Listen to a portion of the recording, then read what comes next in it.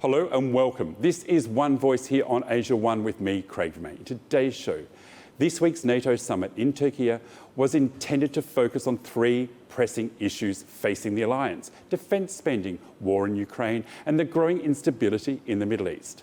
Following recent confrontation with Iran, at the heart of the discussions was money, with member states facing renewed pressure to increase defence budgets, strengthen military capabilities and share more of the burden for Europe's security. Ukraine remained a central priority as leaders debated continued military assistance, air defence support and long-term commitments to Kiev as the conflict with Russia shows no sign of ending. The fallout from tensions with Iran also featured prominently, with concerns about regional security, energy supplies and the risk of further escalation drawing significant attention. Yet much of the summit was overshadowed by a series of announcements and comments from US President Donald Trump. He once again challenged allies over defence spending, questioned whether some partners are doing enough to support collective security and signalled that Washington expected greater contributions from European members. Trump also made headlines with remarks on Greenland, Ukraine, future military assistance in Europe and America's broader strategic priorities, prompting fresh debate about the direction of US leadership within the alliance. While NATO leaders sought to present a united front, emphasise their commitment to collective defence, the summit highlighted underlying tensions over burden sharing, strategic and alliance long-term proposals. As global security challenges multiply and political priorities shift both sides of the Atlantic, a large question hangs over the alliance. Could the future of NATO look very different from the one that has shaped Western security for more than 7 decades? To look at this with me is Dr. James botanist, defence and geopolitical analyst from Horsham in the UK. So James, thank you very much for joining me today. What's the most significant thing you see come out of the NATO summit in Ankara? Thank you very much for the invitation to be on your show today. I think the most important thing to come out of the Ankara summit was the fact that it did actually go relatively smoothly. There were, of course, major announcements regarding Allied investment in, for example, 10 Saab GlobalEye airborne early warning aircraft to replace the current E-3 AWACS in NATO service, the acquisition of A400M airlifters as part of a multinational airlift capability, but wider efforts to invest in long-range precision strike technologies involving the UK and other NATO members, Turkish investment in their ground-launched long-range cruise missiles, as well as a general reaffirmation of NATO's Article 5 collective security guarantee. Of course, Trump did speak out against Spain. He also, yet again, raised his claim on Greenland, which, when you have a summit of NATO members, one member claiming that it should take the territory of another, is not at all conducive to alliance solidarity or coherence. But the fact that the alliance managed to go past that and put on a relatively united approach, I suppose it is positive. And Trump's comments regarding providing a license to Ukraine to manufacture Patriots at face value is positive. So let's go back. You mentioned Article 5. So let's look at that. When Trump's actually threatening to move out of Europe, is he saying, well, actually, that doesn't stand anymore? I think that is an absolutely key question. Can the United States actually be relied upon in the event of an Article 5 contingency to fulfill its obligations to the alliance? And I think there are major doubts whether the United States under the current administration would come to the aid of a NATO ally if, for example, it faced Russian attack. There's also the other major issue that the United States itself is threatening to cause an Article 5 contingency by continually claiming Greenland and potentially holding out the option of seizing Greenland by force, which, of course, would be an Article 5 scenario. So it is very problematic. I can easily foresee, for example, a situation in which a limited Russian action in Eastern Europe was met by a response from the Trump administration and Trump himself that, well, this is one reason why I've been trying to get a deal over Ukraine, because Russia is unhappy and it sees NATO as a threat. But I'm not going to have US servicemen die over some little corner of Eastern Europe.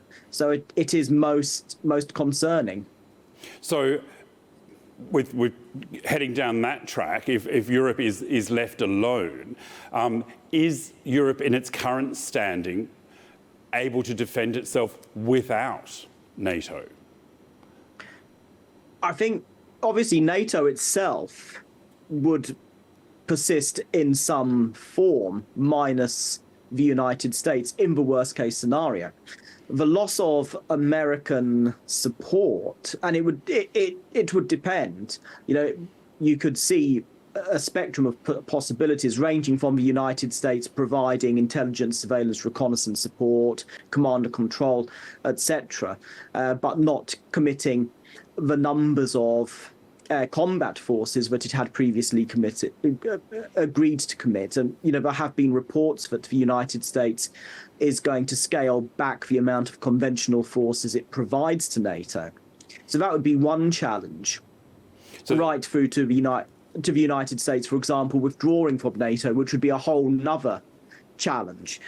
Can the European allies defend themselves? Again, it depends on the particular contingency that one would be looking at.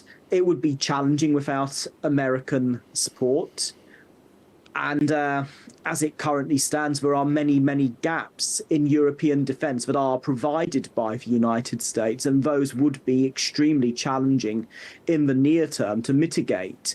But the European members of the alliance are some of the richest nations on earth. And this is the driver for increased European defence spending, because these gaps can be filled over the mid to long term. So what are those gaps? Oh, they cover a broad range of areas. For example, the United States is the only member of NATO that operates strategic bombers, such as the B-52 and the B-2 Spirit stealth bomber. It operates more aircraft carriers. The UK has 2 carriers. France has the Charles de Gaulle. The Italians have a couple. The Spanish have one. The US Navy, of course, has its unsurpassed capability provided by its Nimitz-class nuclear-powered aircraft carriers and the new Gerald Ford. The US has key capabilities in integrated air and missile defense, in space-based systems, GPS, for example, in command and control. It's where refueling capacity is much, much greater than the rest of the alliance put together. Its airlift capabilities, its air combat capabilities. Mm-hmm. Generally, the size and range of American capabilities are immense, and they would be highly problematic to go without in the event of a confrontation, for example, with Russia. Mm-hmm. So we've looked at the scenario that if America sort of cut and run, as it were. But now let's look at the spending. Trump's wanting everyone to spend more on defence. Is that because a lot of the money is going to America? Well, of course, President Trump would like to both cut down on the US commitment to NATO, boost burden sharing by having Europeans spend much more on defence, but at the same time, he would like to see increased European defence spending go to American contractors, the big American defence companies, RTX, Lockheed Martin, Boeing, for example. So the Europeans can continue to buy American kit and remain dependent on the United States, rather than, for example, spend money on European alternatives. Trump ultimately, he likes to do things on a transactional basis. So the US is more than willing to continue selling weapon systems and other military technologies to its European allies. And it would, of course, like that to continue. And if European countries defence spending, then that can result in more contracts for US companies. And in turn would mean that they less rely on the US if something happened. Now, so what would happen if the troops were pulled out of Europe, but still there to come and help if needed? That's another scenario that Trump sort of alluded to. Yeah. Yes. Again, it depends on the sort of contingency, because, it is unlikely. I know there have been public warnings about a Russian threat by 2030, and there are certainly areas where the Russians could pose a threat, but the Russians are fully engaged in their war in Ukraine. That's not going to end anytime soon. The Russians will take a long time to reconstitute their armed forces once that war is over, and that reconstitution will be greatly influenced by the outcome of the war in Ukraine. So when you look at the sort of scenario where the US might have cut back troop numbers in Europe, but it's still committed to providing an overwatch capability and redeploy forces in the event of a crisis, there are many options. So if US air power, space support, command and control, if those functions are still available to the alliance in the event of a confrontation, then that is much, much, much less of a problem than if, for example, the United States announced that it was going to completely withdraw from the alliance. Of course, if the US cuts back and it says, well, we're reducing our presence in Europe and we'll wait and see what the particular crisis is before determining what we would do, then that will cause uncertainty. And uncertainty is what compromises deterrence. The Russians know that NATO's deterrent capability remains credible. But so looking at the Russia-Ukraine, how much of a shadow does the Ukraine war cast over meetings like the one in Ankara? It casts a huge shadow, because ultimately the war in Ukraine is about the future of the European continent.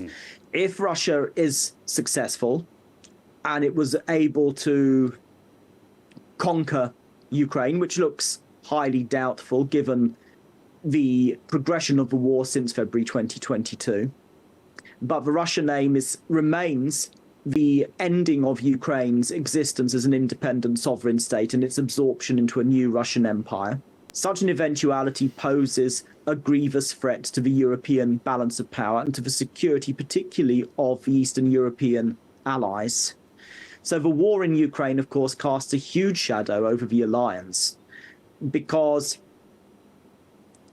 if, for example, the war ended with Ukrainian victory and Russia was forced, for example, to withdraw from Crimea and withdraw from the occupied territories in the south and east of Ukraine, then that changes the military threat posed by Russia.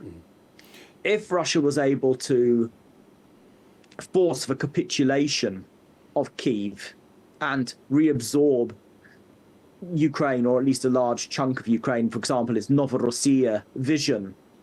And if you look at the ultimate plan back in 2022, and that was the absorption of the entire, moving up, taking Transnistria, the breakaway part of Moldova, if that's advancing right back to the borders of Romania, Hungary, Poland, the absorption of Belarus as well, that would pose a completely different level of threat to what Russia currently poses now.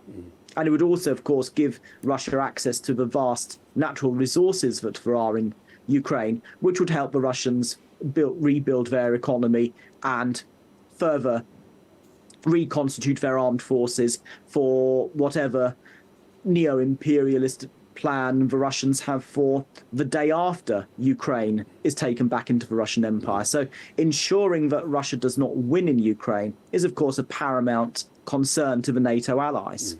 The summit was designed to showcase NATO's unity at a time of war in Ukraine and instability across the Middle East.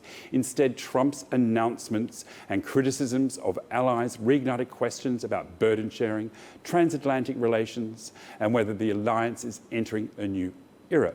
To help me understand what is happening, with me now is Dr. James Bozbotinis, defence and geopolitical analyst. Now, before we were talking about the effect of Ukraine on the NATO summit. And of course, looming large is Iran and Trump's criticism that he didn't have enough support from NATO allies on his campaign. So how did that affect discussions, do you think? Of course, Trump has been most critical of his perceived lack of support from the European allies, although the European allies provided pivotal support through access basing and overflight rights to support US military operations. US aircraft flew out of the United Kingdom. They flew out of Germany, Italy, Greece, Romania, Bulgaria. So if those countries hadn't provided that support, then US military operations would have been greatly complicated. It's not the role of NATO to get involved in a fight in another region of the world. Trump could have gone to the alliance and requested some sort of support, and then we could have seen what a NATO role would have been. But it wasn't in NATO's remit to join an American war of choice in the Middle East. Mm-hmm. Now, talking about the Middle East, is it likely now, with the moving sort of political situation and the in the region, that the Arab countries may move forward with a NATO-style alliance? I think we are seeing an increasingly interesting geopolitical picture in the region. Obviously, the Gulf Cooperation Council members were subject to Iranian attacks. Kuwait and Bahrain have been attacked today in the latest flare-up of this no peace, no war situation that the US and Iran have entered into. And there have also been growing links between Ankara, Cairo, Riyadh and Islamabad, forming a new sort of quad arrangement, which could have significant geopolitical implications for the region. I think much depends on the eventual outcome of the conflict between Iran and the United States and the US role in the region going forward, and whether there needs to be greater intra-regional cooperation between, for example, the Gulf Cooperation Council to enhance its deterrent posture and capabilities against renewed conflict with Iran, what the role of Turkey will be, what the role of other regional or adjacent regional powers such as Pakistan and India might be.